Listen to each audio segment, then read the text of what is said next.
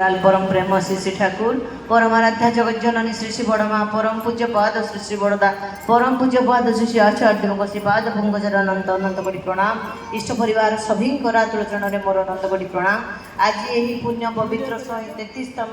परमाराध्या श्री श्री बड़मा जन्म महोत्सव अवसर रही मातृश्रवणी ए मातृश्रवणी आमर परिचालना कर पाणिग्राही माँ तथा समस्त भक्तिमती श्री दिव्यसु माँ मैंने समस्त सती श्रीमंदिनी समस्त मोर प्राण भल पाइबा भक्ति जय गुरु एवं यथा स्थान यथाযোग्य प्रणाम निवेदन करे समस्त मंगल कामना करे प्रभु जी समस्त दया करुणार बाहुछाए तले रखु समस्त मंगल रुहतु यही प्रार्थना जनाए मो सुंदर भाव माँ को आउ टे समय नाक मोर कही इच्छा था माँ को बहुत शुणा इच्छा था से तो निश्चित भाव में परिचय निजे देले से ब्रह्मपुर झील से तो 50 वर्ष तौक फेरी जाते किंतु कथा जाने माने से अत्यंत बहु भाव में उच्च शिक्षिता से जो शिक्षा विभाग युग्म निर्देशिका भाव में से अवसर प्राप्त ता सहित एकाधार जड़े लेखिका गायिका आउ वक्ता जहाँ भी कहले भी कम पड़ व्यक्तित्व ही परिचय आउ कि कहबी जहाँ प्रभु पाखे प्रार्थना करी से माँ सुंदर भाव में कहते मुझे गोटे जोड़े कथा क्षीय धरिकी कहबी आधिका कथा मुझे आउ कि कहबार कि बेसी माने बेसी किसी कहबिनी बोली मन करुचे जहाँ आज जे से बड़ माँ कथा किए कह जे परमाराध्या जगत जननी श्री श्री बड़मा जे परम पुरुष लीला संगिनी जे परमा प्रकृति प्रभु जी से निज से मुखरे कहीदे पुरुषोत्तम कृति आचरण से न बुझाइले बुझे क्यों सी कहीदे से बड़मा सी केवल मोर मान नुहे तुमर मान नुहे से बड़ प्रकार मान नुहे से सारा जगतर बड़मा से दिन जो माने बयस हो ठाकुर गोटे ठेला गाड़ी आसुच्च पछे पछे बड़मा आसुच्च ठेला गाड़ी ओह्लैला बेले ठाकुर जमी ठिया उपलक नेत्र से बड़ माँ को चाहती आउ बड़ माँ आसवे धीर धीर पादरे बड़ माँ पकई पकई ठाकुर से पर्यंत ठिया होती बड़ माँ धीरे आउ बड़ माँ पहुँची गले से जगार ठाकुर जा निज आस्थान में बसी जाऊँच बड़ माँ आ संभाई न पारी कान में फुसफुस कहीदे एत समय ठिया है जे गोड़ तो निश्चय कष्ट होते बड़ भक्तजन मंडली भितर कार साहस नहीं प्रभु एक कथा कहवाई बड़ माँ कि पाखक जाए कान में फुसफुस कहीदे ठाकुर कि से कहते मोर माँ थिला टे दुख बुझुला तापर तो आउ तुम चिंता करूँ श्री श्री ठाकुर जाकू मातृतुल्य भाव में भावी आमे मैंने निश्चित जिते आम उत्सव करूँ आराधना करूँ पूजा प्रार्थना करूँ ताहले भी कम पड़ से जगत जननी श्री श्री बड़ माँ ठाकुर कहते बड़ बो जदि सुस्थ था मुझे सुस्थ होती से बुझेन आंठुरे जो कष्ट होती बड़ माँ चली पार ना धीर धीर पादरे चलुँच ठाकुर जब मन भर बहुत कष्ट पाँच आउ कहते उक्तिटा बड़ माँ उद्देश्य कहते सी जदि सुस्थ था आहरी सुस्थ होता मो लोग बड़ को मो जीवन में आसी ना मो लोग जीवन एत निर्वेग हो न था चिंता करूँ कौ स्वामी एभली कहीपारती आउ बड़ माँ परिचय तो किसी भी नाला स्वामी भक्ति व्यक्ति से किसी चाहून श्री श्री ठाकुर जदि मास्टर हमें श्री श्री ठाकुर जदि फिलोसफर हमें श्री ठाकुर जदि तत्व हमें ताहले श्री श्री बड़ माँ परिचय हूँ तत्परता से जदि मास्टर हमें दे जाती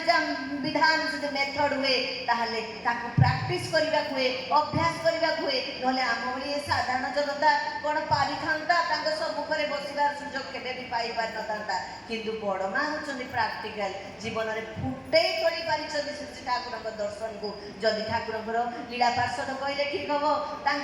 जहाँ भी कहले ठीक हम दर्शन को जी लोकलोचन को आनी पारी केवल एक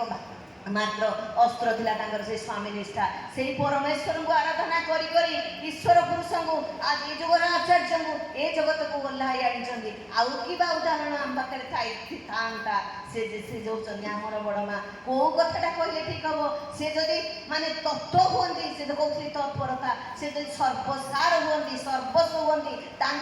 आगे ना जेते अवतार ग्रहण कर जुगे जुगे प्रभु आसती अवतार ग्रहण करती से किंतु अवतारी आउ सी जे सर्वसार जदि हुए ताहले श्री बड़ माँ होती सर्वोत्तम सर्वसारतमा संसारी চিন্তা করুন এ সংসার জীবনটা কেমন রুটিমন্ত হব এ পারিবারিক জীবনটা কেমন রুটিমন্ত হব এ ব্যক্তিগত জীবনটা কেমন রুটিমন্ত হব সে বড় মাଙ୍କୁ আরাধনা কলে শিক্ষা পড়ে আমি মানে মা মানে বহু ভাବରେ ପୂଜା କରୁଛୁ ବହୁ ଭାବରେ ଆରାଧନା କରୁଛୁ ବହୁ ଭାବରେ ଯେ କ'ଣ କ'ଣ କରୁଛୁ ସେ ଠାକୁରଙ୍କୁ ସେଦିନ ଭକ୍ତ ଜଣେ ଯାଇ ପଚାରୁଛନ୍ତି ଆଜି କାହିଁକି ଠାକୁର ପଚାରୁଛି ଆଜି କାହିଁକି ଆସିବା ବିଳମ୍ବ ହେଲା ନା ଆଜି ସେର ବସଉଥିଲି ମାଟି କହି ପକଉଛି ଆଜି ସେର ବସଉଥିଲି ଆଜି ମାମା ବସଉଥିଲି ଆଜି ଆଜି ଗୁରୁବାର ପୂଜାରେ ବ୍ୟସ୍ତ ଥିଲି ଠାକୁର କହୁଛନ୍ତି ବଡ଼ ମାଙ୍କ ବ୍ୟତିରେକ ଆଉ କିଛି ପୂଜା ଥାଏ ଆଉ କିଛି ଲକ୍ଷ୍ମୀ ପୂଜା ଥାଏ ମୁଁ କିନ୍ତୁ ଆଉ ଜାଣେ ନା ସିଏ ତ ସ୍ୱୟଂ ଲକ୍ଷ୍ମୀ ସମସ୍ତେ ଯାହାକୁ ବଡ଼ ମା ବୋଲି କହନ୍ତି ଯୋଉଦିନ ଏଇ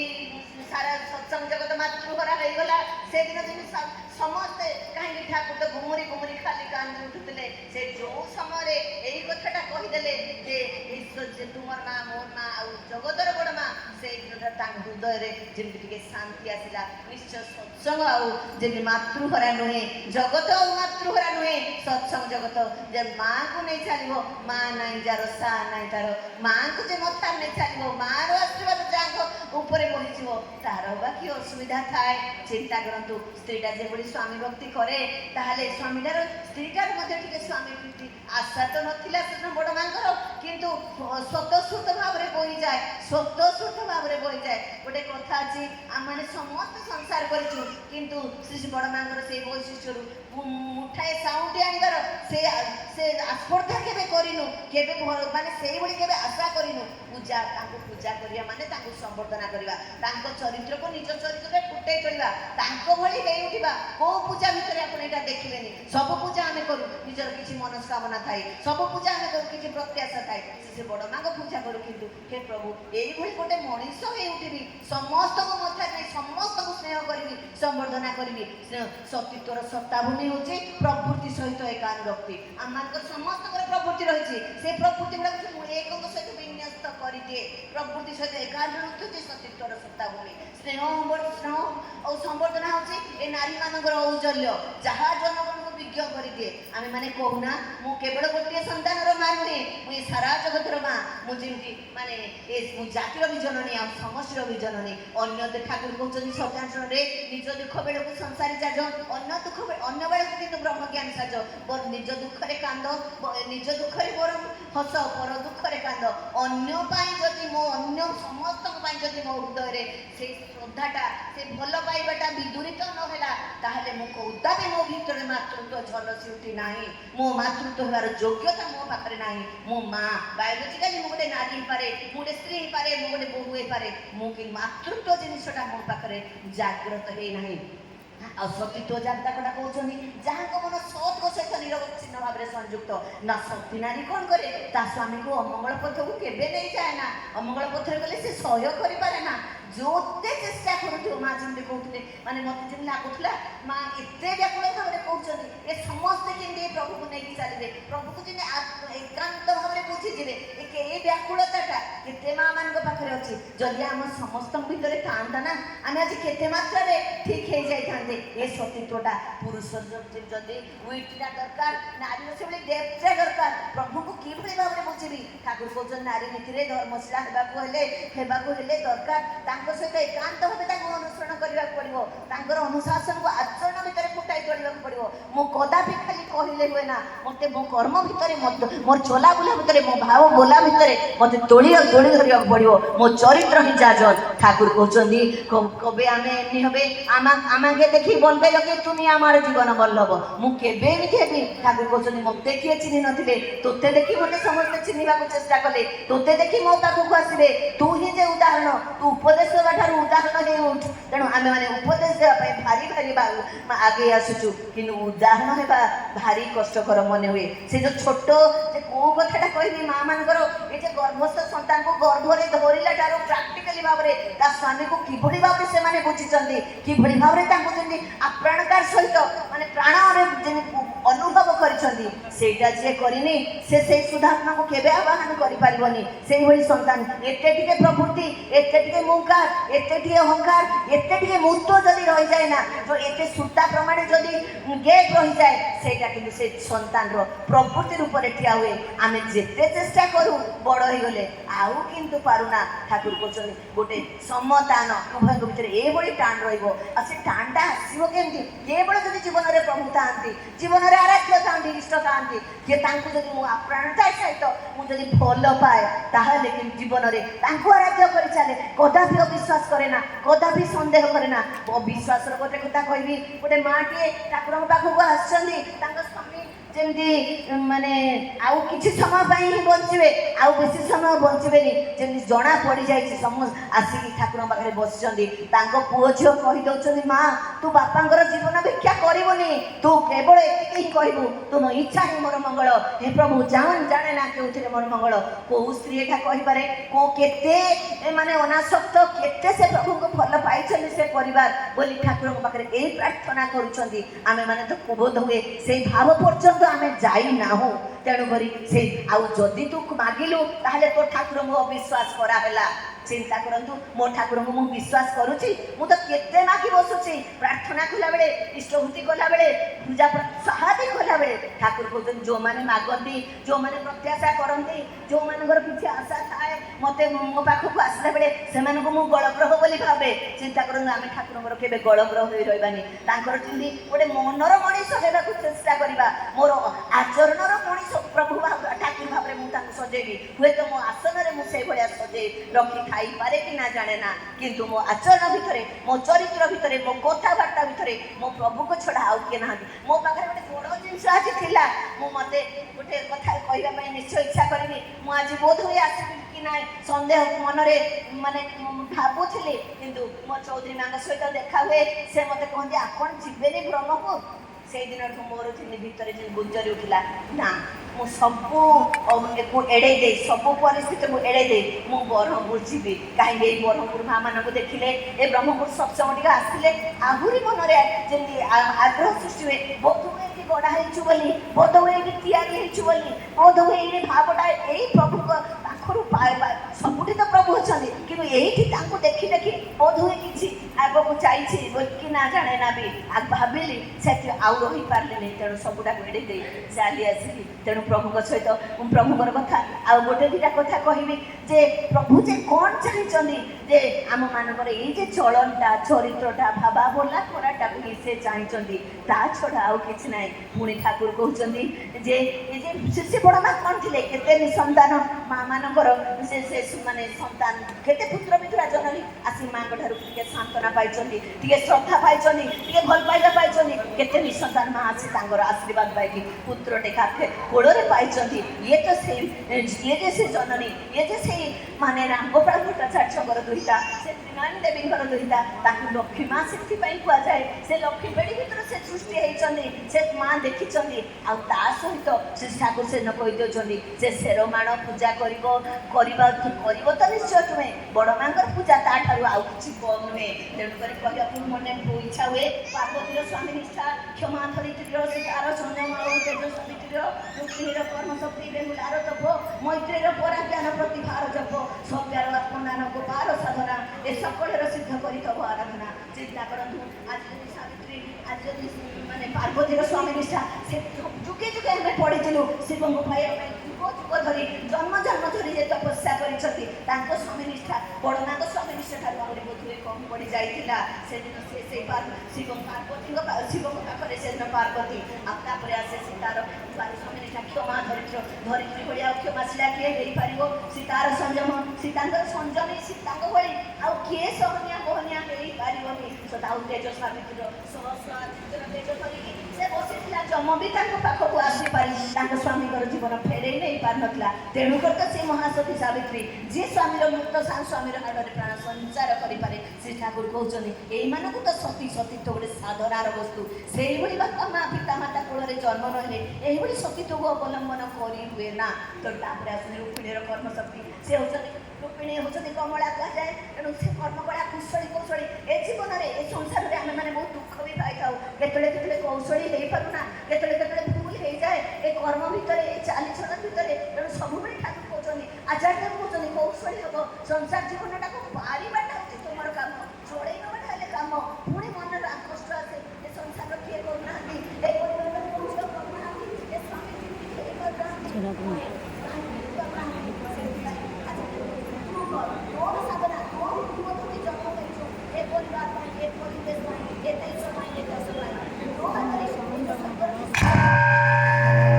ସ୍ୱର୍ଗର ଲିଶୁଣିର ଚାବିଟା ଦେଇଗଲି, ଆଉ ତୁ ହିଁ ପାରିବୁ, ତୁ ହିଁ ପାରିବୁ। ଏଇ କଥା ଯେମିତି କହୁଛନ୍ତି ରୁକ୍ମିଣୀର କର୍ମଶକ୍ତି ବେହୁଲା ତପ, ବେହୁଲା ଭଳି ତପସ୍ୱୀ ଆଉ କିଏ ନାହାନ୍ତି। ଆଉ ସବ୍ୟାର ତାପରେ ମୈତ୍ରୀର ପରାଜ୍ଞାନ ପ୍ରତିଭାର ଯୋଗ, ଏମାନେ ସମସ୍ତେ ଗୋଟେ ଗୋଟେ ମଇ ଅଛି। ତାପରେ ସବ୍ୟାର ଆତ୍ମଦାନ, ସବ୍ୟା ରାଣୀ ସବ୍ୟା ବୋଲି ସଂଘାତ ସ୍ତ୍ରୀ ଆପଣମାନେ ଜାଣିଛନ୍ତି। ଶେଷରେ ଆତ୍ମଦାନ ମଧ୍ୟ କରିଦେଇଥିଲେ। ଆଉ କୁବାର ସାଧନା, ଦେବଙ୍କର ପତ୍ନୀ ସଦ୍ୟ ବିବାହିତା ସଦ୍ୟ ଜନ୍ମ ହେଇଛି ବାଳକକୁ ଛାଡ଼ି ଦେଇକି ବୁଧୁରେ ଯେତେବେଳେ ତପସ୍ୟାରେ ପଳେଇଛନ୍ତି, ସେ ତାଙ୍କର ଅନୁଗାମୀ, ତାଙ୍କ କଥାକୁ ମନେ ମନେ ତାଙ୍କୁ ସ୍ମରଣ କରିକି ରହିଯାଇଛନ୍ତି ଜୀବନ ସାରା। ଏ ସବୁ ଜାଗାରେ ଯଦି କିଛି ଆଉ ଅଧିକା ଆରାଧନା ଥାଏ, ତାହେଲେ କିନ୍ତୁ ଶ୍ରୀ ବଡ଼ ମାଙ୍କର ଆରାଧନା। ଗୋଟେ କଥା କହି ଗୋଟେ ଲାଇନ୍ କହି 2 ଲାଇନ୍ ସାରିବି। ସେ ଯାହା ହଉ ସେ ଠାକୁର ଯେ ଯୁଗର ପୁରୁଷୋତ୍ତମ। ପୁଣି ସନ୍ଦେହ ଆସେ, ସତରେ କ'ଣ ପୁରୁଷୋତ୍ତମ, ସତରେ କ'ଣ ସିଏ ସତନା କ'ଣ ସିଏ ସତରେ ସୃଷ୍ଟି ତାଙ୍କଠାରୁ ସଂସାର ସୃଷ୍ଟି ହେଇଛି। ଏ ନାମ କଲେ କ'ଣ ସବୁ ପ୍ରକୃତି ଠାରୁ ମୁକ୍ତି ମିଳିବ? ଏମିତି ଯେମିତି ବେଳେବେଳେ ଏ ଭକ୍ତଜନ ଭିତରେ ଏ ସନ୍ଦେହ ଆସେ। ନିଶ୍ଚିତ ଭାବରେ ସିଏ ବୀଜ, ସିଏ ହେଉଛନ୍ତି ୟେଶୁ, ମାନେ ଏ ସୃଷ୍ଟିର ବୀଜ ହେଉଛନ୍ତି ସିଏ। ଆଉ ସୃଷ୍ଟିର ଯଦି ସେ ବୀଜ ହୁଅନ୍ତି ତାହେଲେ ବୃକ୍ଷ ହେବେ ଶ୍ରୀ ବଡ଼ ମା। ଚିନ୍ତା କରନ୍ତୁ, ଗୋଟେ ବଞ୍ଚିରୁ ହିଁ ଗୋଟେ ଗଛର ଉତ୍ପତ୍ତି ଶ୍ରୀ ବଡ଼ ମା। ସେ ଠାକୁର ସେଦିନ ଏଇ ଯେଉଁ କ'ଣ ହେଇଛି